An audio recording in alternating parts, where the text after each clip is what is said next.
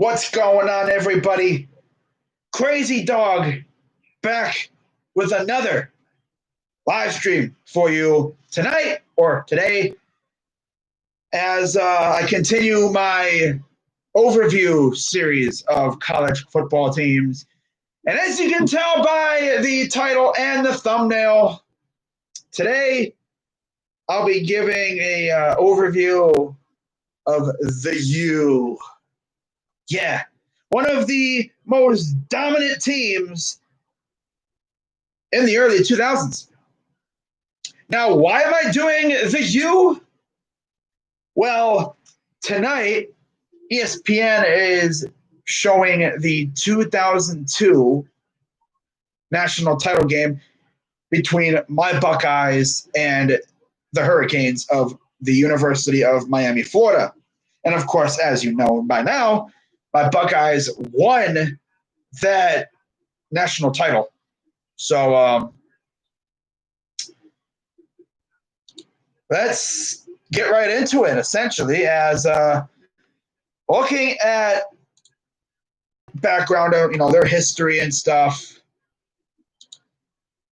Of course, they've been playing ball in the NCAA for 83 seasons since 1936. And their record is 587, 332, and 12. And they have played in two conferences, as they, of course, have been independent, much like every single freaking NCAA team in existence. Every team has been an independent at some point. And, of course, they were in the Big East for a little while, and then they joined the ACC, where they now currently reside. They have 9 conference championships and 5 national titles. Of course, their last one coming in 2001. So, yeah, they were trying to go back-to-back when my Buckeyes took them down.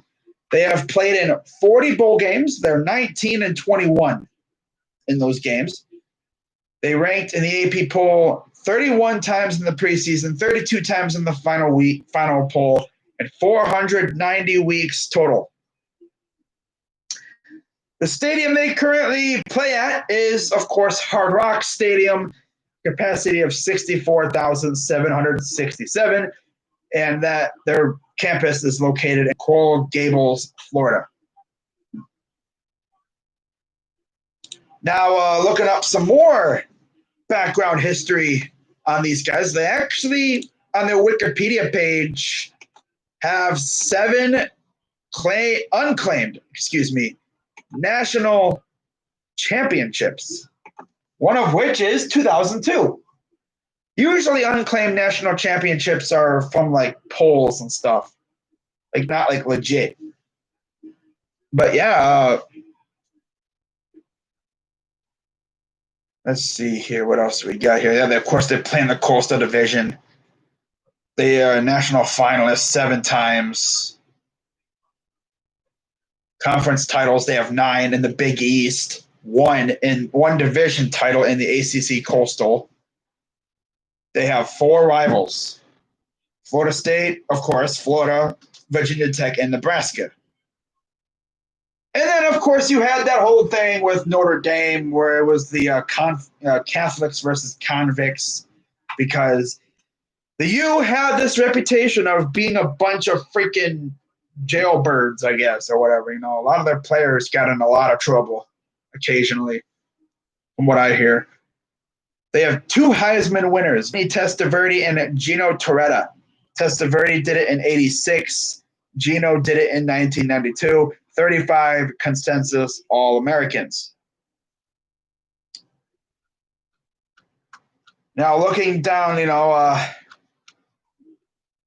their coaches' history and stuff, I'm only going to go from when they were in the Big East. They started off in the Big East in 1991 with head coach Dennis Erickson, and they won the Orange Bowl. They went undefeated that year, 12-0. Then they were 11-1 in 92 with Erickson, 9-3, and then 10-2 in Erickson's final year. Then they brought in Butch Davis. And if that name sounds familiar, well, it really should, because he was the coach for the Browns. Like, after he was done with the U, he came to Cleveland. But yeah, Butch Davis took over in '95, went 8-3, didn't go to a bowl game. And of course, the U was coming off a 3-game bowl losing streak after winning 5 in a row. And of those 5, 3 were Orange Bowls. They won a Cotton Bowl and a Sugar Bowl as an independent. Yeah, how about that? Most of their bowl wins in the late 80s and 1990 as an independent were all as an independent. First year in a conference, they go to the Orange Bowl. They go undefeated. How about that? But yeah, they missed a bowl game in 1995 with Butch Davis in the Big East for the first time since 1982, when Howard Schnellenberger was their coach, and they went 7-4. But yeah, 8-3. Usually 6 wins gets you a bowl game berth, but they went 8-3 and they did not go. Next year, '96, they went 9-3, and Butch Davis took them to a bowl game. They won. They won the CarQuest Bowl. Man, CarQuest. That's a name I haven't heard in a while. But yeah. Then they went 5-6 the next year in '97. '98, they would go 9-3 to the Micron PC Bowl.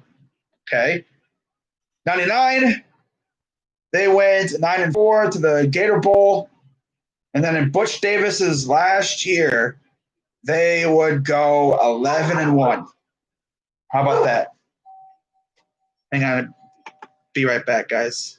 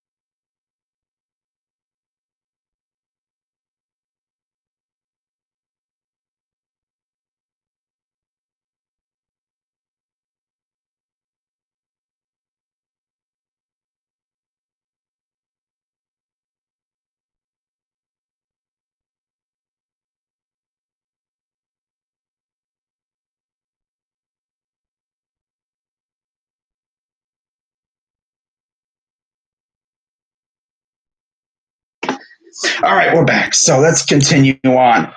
Where were we? Oh yeah, 2001. They went 12-0. Damn, another year. First year was this first year head coach. They go undefeated. That's funny. The first year in a conference, they go undefeated. First year with Larry Coker, they go undefeated, 12-0. And they won a national championship. How about that? Then 2002, of course, they go 12-1. They lose to the Buckeyes in the Fiesta Bowl national championship. Coker would then go 11-2 in 03, and they would win the Orange Bowl. 9-3 in 2004, win the Peach Bowl. 9-3 again in 05, lose the Peach Bowl. And then they would go 7-6, and they would go to the MPC Computers Bowl, and they would win. Then they would miss a bowl game with Randy Shannon as their coach. They go 5-7. Then they go 7-6, lose the Emerald Bowl in 08. Of course, this time they're in the ACC. Their first year in the ACC was 04. And then they would go to the Emerald Bowl with Shannon. And then 09, Randy Shannon, again, 9-4. They would lose the Champ Sports Bowl. Let me make sure I am okay. I'm good. All right. Want to make sure I wasn't muted. That would have been awkward. 2010, they would go 7-5 with Randy Shannon, and then they would let him go, and bring in Jeff Stoutland, who would then go 0-1, losing in the Sun Bowl. And then they would get rid of, then they would bring in Al Golden. And he would go 6-6 and 7-5 in his first 2 years. In 2011 and 2012, they would not make a bowl game. And then at 2013, he would go 9-4, go to the Russell Athletic Bowl, lose. Next year, 6-7, barely make a bowl game by the skin of your teeth, lose in the Independence Bowl. And the next year, Al Golden starts off 4-3. They get rid of him. They bring in Larry Scott. He goes 4-2. They lose again in the Sun Bowl. And then they would bring in Mark Richt in 2016. He goes 9-4, wins the Russell Athletic Bowl. In 2017, Richt would go 10-3, and they lose in the Orange Bowl. That was that insane year that they had where Hurricanes fans were just going crazy. They were feeling themselves that year. They actually had a really good team. They had a really good team. And after that, Richt would go 7-6. So they completely fall back down to earth. And they would lose in the Pinstripe Bowl. And then, of course, this past season, they would go 6-7 after Richt leaves, and they bring in Manny Diaz. And, 6-7, lost in the Independence Bowl. Damn. Now, speaking of the 2002 Fiesta Bowl, if you've noticed something here, this is kind of cool. I realized this a couple of days ago. If you look at the different paths that the U and Ohio State have taken since that game in 2002, it's like before then, the U was like a very, they were a dynasty pretty much. They were coming off a national championship. Ohio State, they were a little bit mediocre. They weren't amazing, but like they were all right. After that game, how many 10-win seasons does Miami have? What, 2? 0-3 in 2017. Now, they've had winning seasons, but I'm talking like 10-plus win seasons. Like, okay, so you look at that. You're like, that's cool. That is fantastic. They've won 10-plus games twice since 2002. Ohio State, on the other hand, well, it's kind of like damn near the opposite, if you really think about it, because looking at their history since that game, Ohio State legit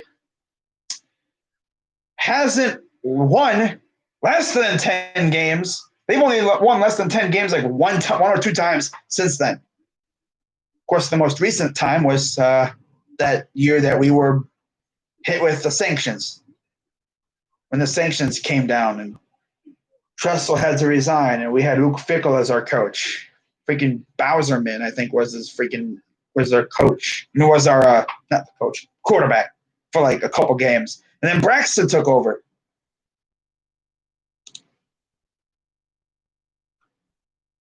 But that was fun. This team is it's like they've just gone on two different paths. And it's actually insane to think about. So anyways, moving on, because I am being hella awkward right now. Let's take a look at the Miami Hurricanes 2019 schedule. Of course, like I said, they went a very mediocre 6-7. And I mean, come on, man. 6-7? Really? Wow. So looking at their schedule here while I pull it up, they started off their season last year. Let me see if I can find it. Okay, here we go. All right, they started off last year in Orlando against Florida. Of course, I already mentioned that in my Florida overview video.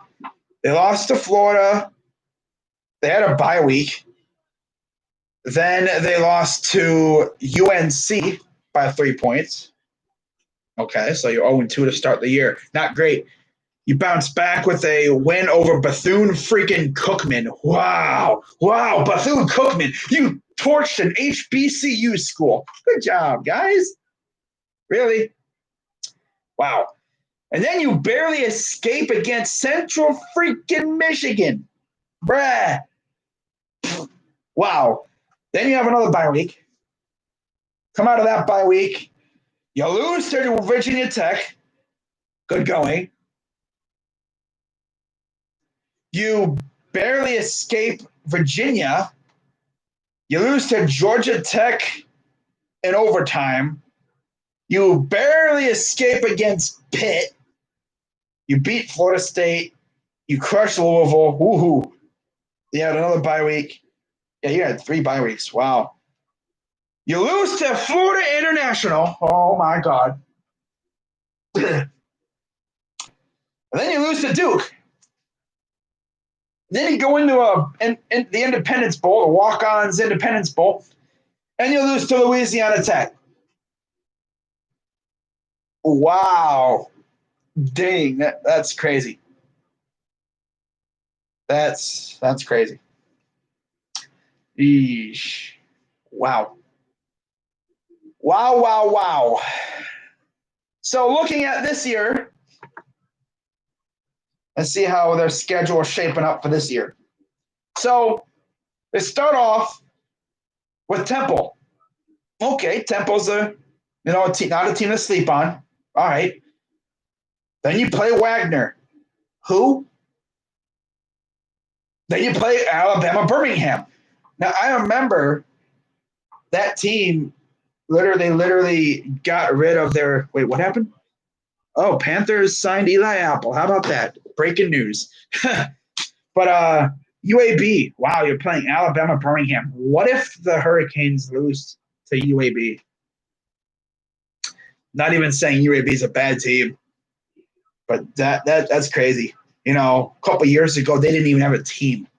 Like, their school literally got rid of football, and their players were pissed.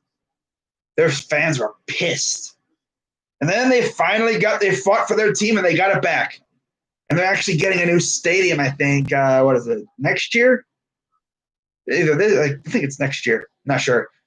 But then after that, you have, a questionable game against Temple. You have 2 somewhat what should be winnable games against Wagner and UAB.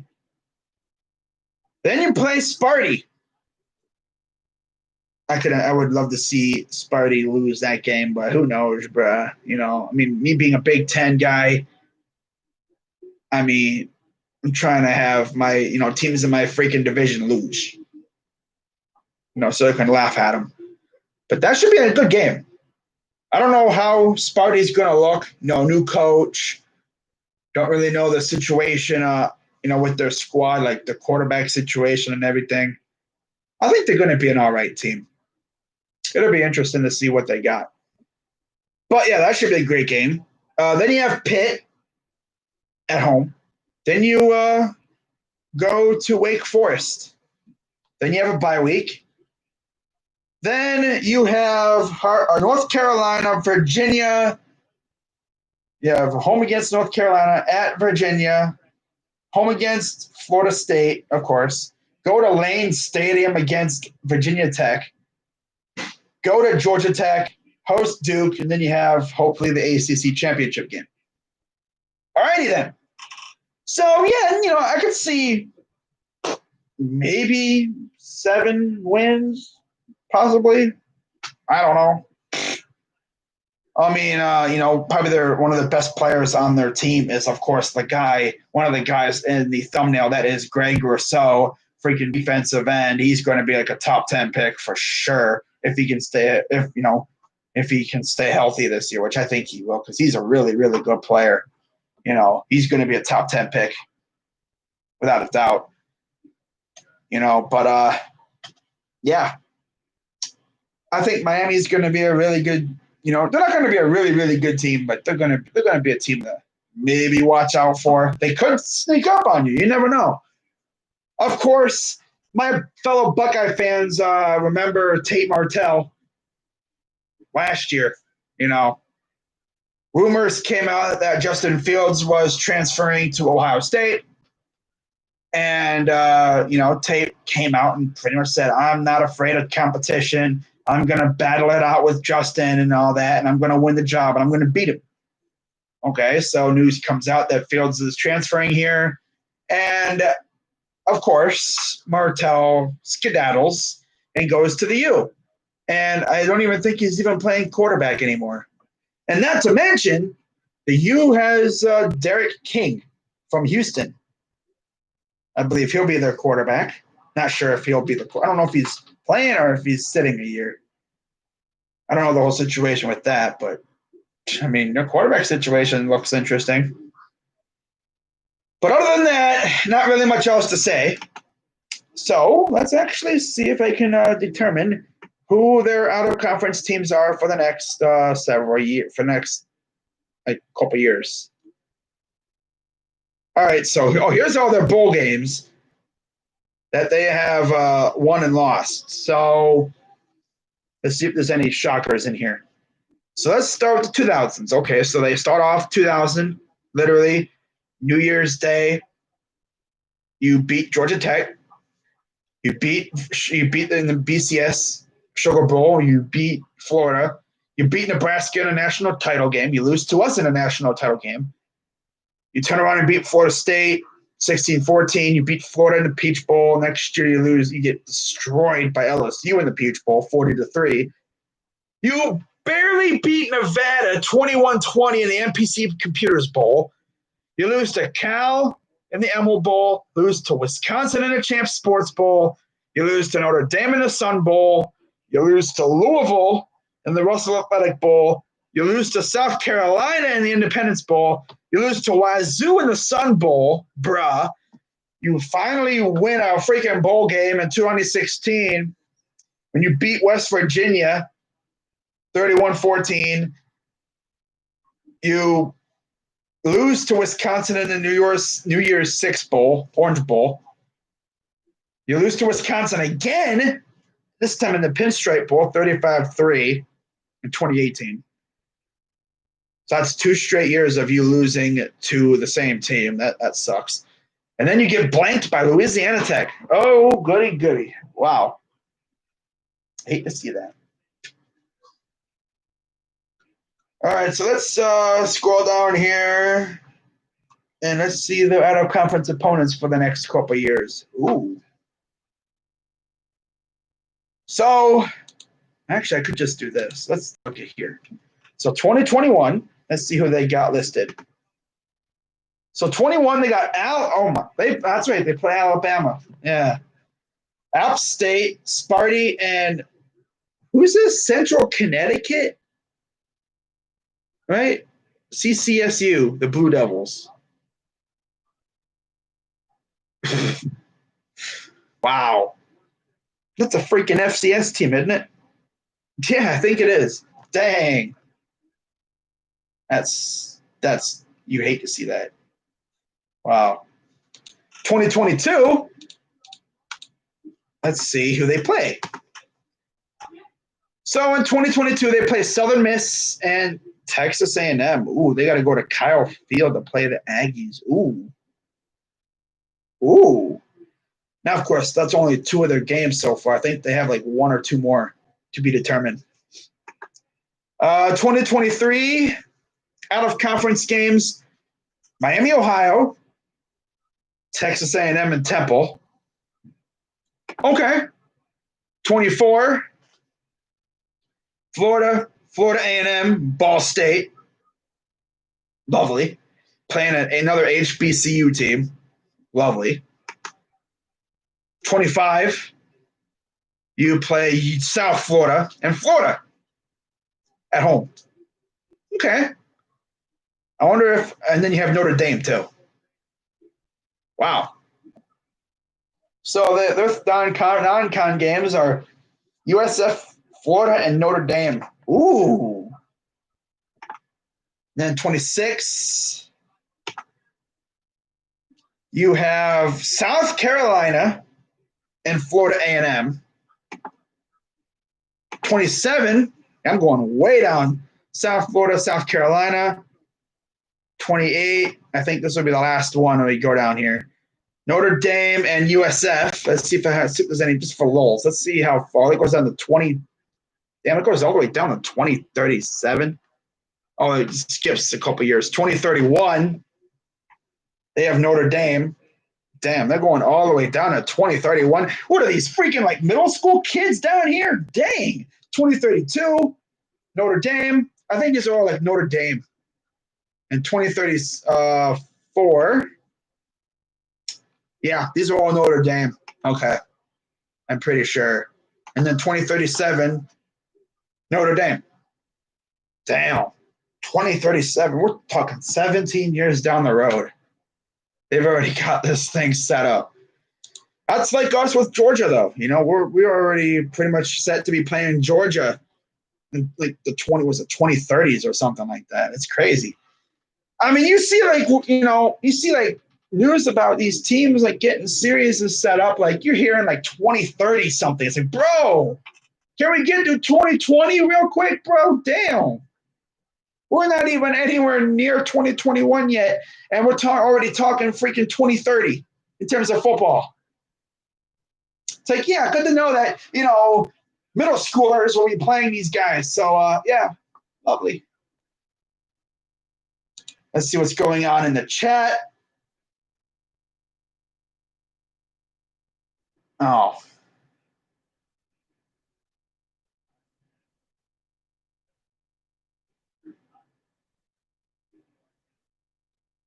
Huh.